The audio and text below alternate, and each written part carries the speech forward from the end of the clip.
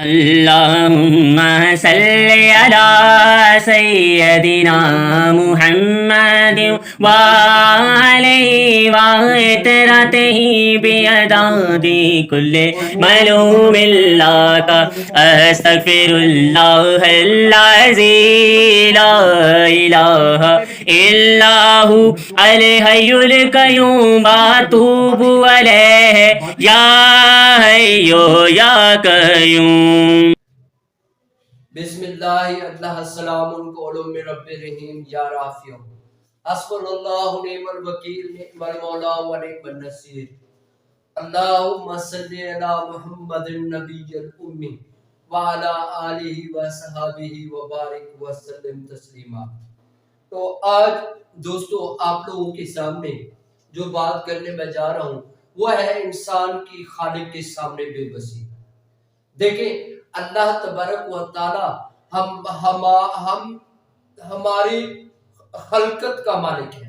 اس نے ہمیں تخلیق کیا ہے اور اسی کی تخلیق کی وجہ سے ہی ہم جو ہے نا جس طرح سے چاہتے ہیں اس طرح سے نہیں کر سکتے. ہم صرف اور صرف ارادہ کرنے کی صلاحیت رکھتے ہیں، جبکہ میرا اللہ جو چاہتا ہے وہی کرتا ہے اور اسی کی مرضی سے سارا کچھ ہو رہا ہے.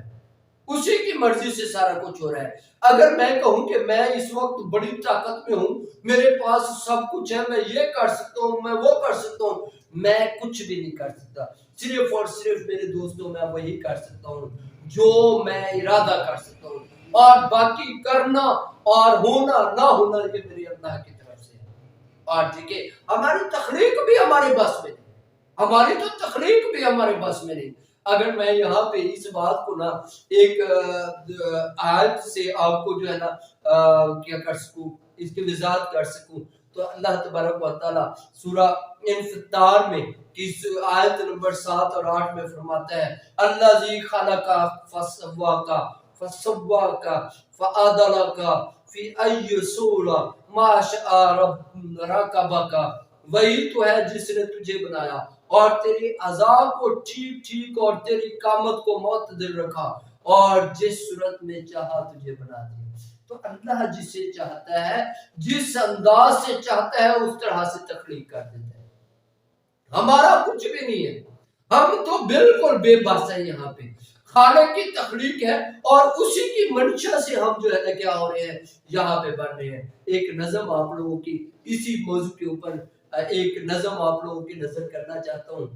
یہاں سے اٹھا کے ادھر ڈال دو گے، یہاں سے اٹھا کے ادھر ڈال دو گے، پڑے ہیں جی ہم تو جدھر ڈال دو گے. ہمیں تو نے دی ہے پتھر کی صورت، بنائے وہ مورت ہنر ڈال دو گے. اگر اللہ تبارک و تعالی ہمیں یہاں جہاں پہ میں اب ہوں یہاں پہ نہ پیدا کرتا، کہیں اور پیدا کرتا تو اس کی منشا تھی. اور اگر میں جو ہے نا اس وقت فرض کیا یہاں پہ ایک اس دنیا میں اس جگہ پہ ہوں تو یہ میرے کمال نہیں ہے، یہ میرے اللہ کا کمال ہے. اللہ تبارک و تعالیٰ کسی کو اگر چاہے تو شاہوں کے گھر میں پیدا کر دے اور وہ جو ہے نا سونوں کے چمچوں سے پلے، اور اگر وہ چاہے تو کسی کو فقیر کی جھونپڑی میں پیدا کر دے اور ہمیشہ وہ جو ہے قسم کرسی کی زندگی گزارتا رہے. تو یہ کیا کسی کے بس میں ہے؟ صرف وہ میرے اللہ کے پاس میں ہے. اللہ کے سامنے ہم بے بس ہے. اسی بات کو جو ہے نا اسی بات کے حوالے سے یہاں سے اٹھا کے ادھر ڈال دو گے، پڑھے ہیں جی ہم تو جدھر ڈال دو گے. ہمیں تو نے دی ہے پتھر کی صورت، بنائے وہ مورت ہنر ڈال دو گے. اگر مجھے اللہ تبارک و تعالیٰ نے انسان بنا دیا تو یہ میرا کمال نہیں. اگر وہ مجھے پتھر بنا دیتا تو میں کون سا چیز پر قادر ہوں کہ میں اپنے آپ کو انسان بنا لوں؟ میں نہیں بنا سکتا، میں کچھ بھی نہیں ہوں. اگر وہ مجھے پتھر بنا دیتا اور اسی پتھر کو کسی ایسے شخص کے سامنے ڈال دیتا جو مورتیاں بناتا ہے تو وہ میری مورت بنا کے ایک بہت اچھا سا مجسمہ بنا کے کھڑا کر دیتا تو میرے بس میں تو نہیں نا. اور اسی پتھر کے آگے بنائے وہ مورت ہنر ڈال دو گے، لگا ہاتھ گر میں جوہری کی قسمت، یوں تو مجھ کو شاہوں کے سر ڈال دو گے. اب وہی پتھر، اگر وہی پتھر کو اگر آپ دیکھیں اللہ تبارک و تعالیٰ اگر اسے کسی جوہری کے ہاتھ لگا دے تو وہ اسے تراش کے بہترین نگینے میں، بہترین جو ہے نا کسی میں موتی میں کنورٹ کر دے اور وہ کسی بادشاہ کے تاج میں سج جائے، تو یہ بھی کمال کسی کا نہیں ہے، یہ بھی کسی کے بس کی بات نہیں، یہ بھی میرے اللہ کے ہاتھ میں ہے، جو جس طرح سے چاہے وہ کر سکتا ہے۔ اسی طرح سے بنائیں گے شاید وہ کاسا ہمارا، بنائیں گے شاید وہ کاسا ہمارا جو ساجن فقیروں کے در ڈال دو گے، اور وہی پتھر ہے، اگر کسی فقیر کے ہاتھ میں لگ جائے تو اس سے وہ کاسا بنا سکتا ہے، کاسا بنا کے بھیک مانگنے کے لیے اسے استعمال کر سکتا ہے، تو کسی کے بس میں ہے۔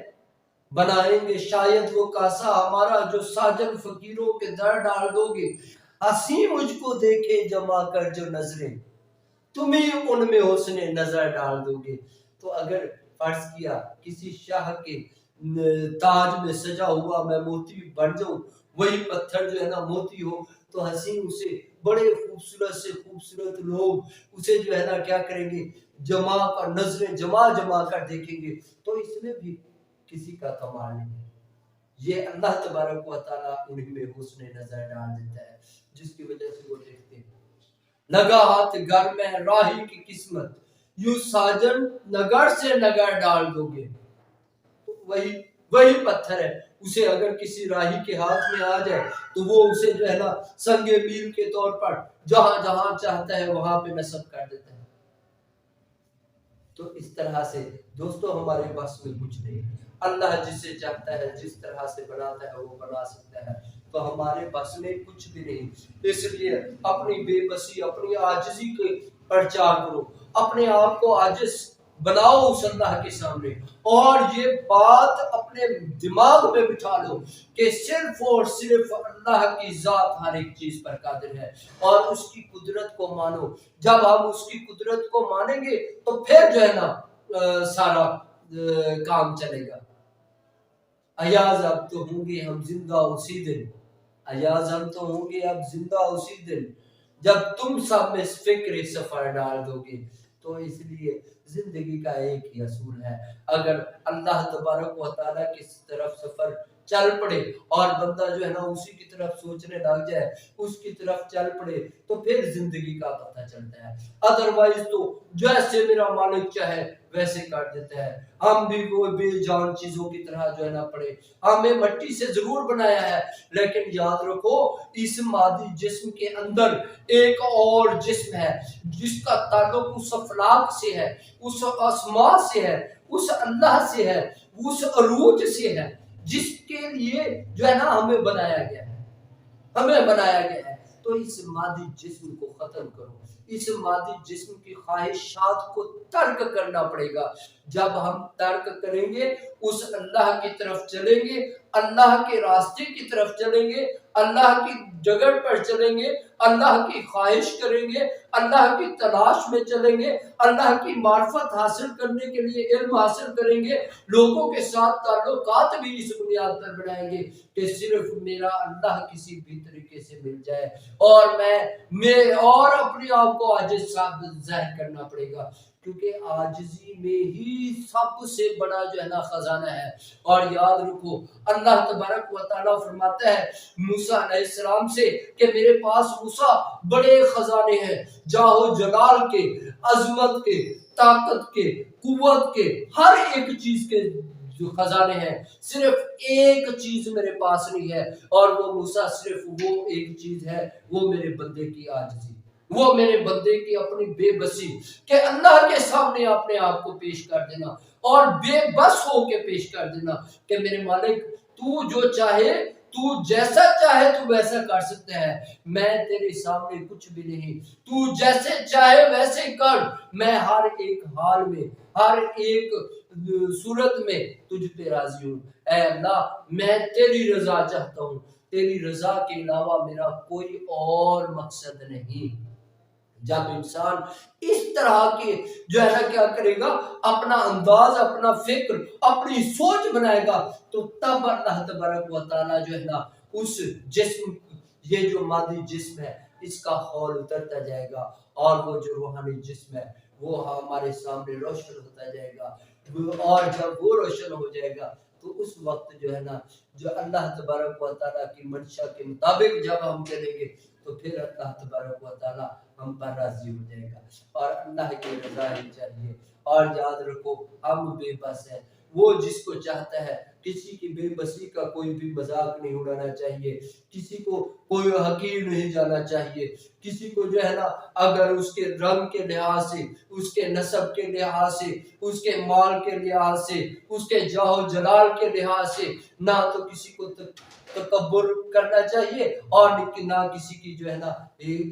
حکارت سے دیکھنا چاہیے، بلکہ اللہ کی جو بھی اللہ تبارک و تعالیٰ نے حالات دیے ہیں ان پر قناعت کرنی چاہیے اور اللہ کی رضا پر راضی ہونے چاہیے، اور ہر ایک چیز اللہ کی طرف پلٹ کر جانی ہے، اور یہ دنیا فانی ہے یا یہ ہمیشہ رہنے والی نہیں، یہ ہر ایک چیز مٹ جانے والی ہے، تو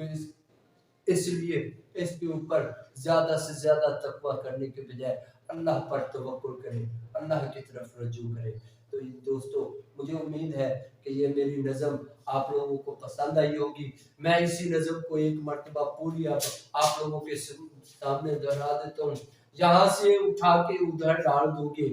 پڑے ہیں جی ہم تو جدھر ڈال دو گے، ہمیں تو نے دی ہے پتھر کی صورت، بنائے وہ مورت ہنر ڈال دو گے، بنائیں گے شاید وہ کاسا ہمارا جو ساجن فقیروں کے در ڈال دو گے، لگا ہاتھ گھر میں جوہری کی قسمت، یوں تو مجھ کو شاہوں کے سر ڈال دو گے، حسین مجھ کو دیکھے جما کر جو نظریں، تم ہی ان میں حسن نظر ڈال دو گے، لگا ہاتھ راہی کے گھر میں اگر کہیں تو یوں ساجن مجھے یوں ساجن نگر سے نگر ڈال دو گے، ایاز اب تو ہوں گے ہم زندہ اسی دن جو تم سب میں فکر سفر ڈال دو گے۔ والسلام۔